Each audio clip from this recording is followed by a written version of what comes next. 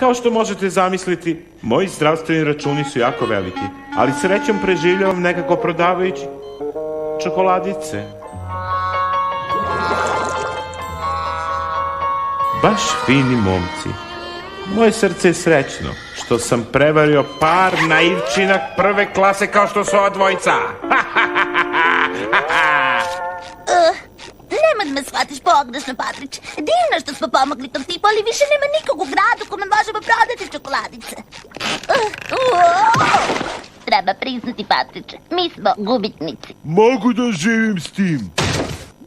Ajde da promenimo imena u Čemu i Trud. Ne, molim vas, nemojte da nas bijete, molim vas, milost, ne. Najzad! Čokolada! Pokušavam da vas uhvatim ceo dan! Sada kad vas imam na dohvat ruke, hoću da kupim sve vaše čokolade!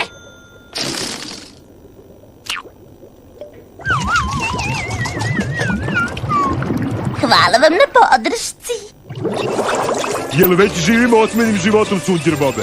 Ne još, druže. Moramo potrošiti sav novac. A na šta ćemo potrošiti? Dobro večer, gospodine. 100 za jednog, molim vas. Ceo restoran je iznajmljen zbog privatne žurke. Ali ovo je moja jedina noć kad sam otmen. Ko sebi može priuštiti iznajmljivanje restorana? O, par bogatih biznismena sa cicama. Pa, dame, koliko se vas dve već poznate? Šta? Šta je to rekao?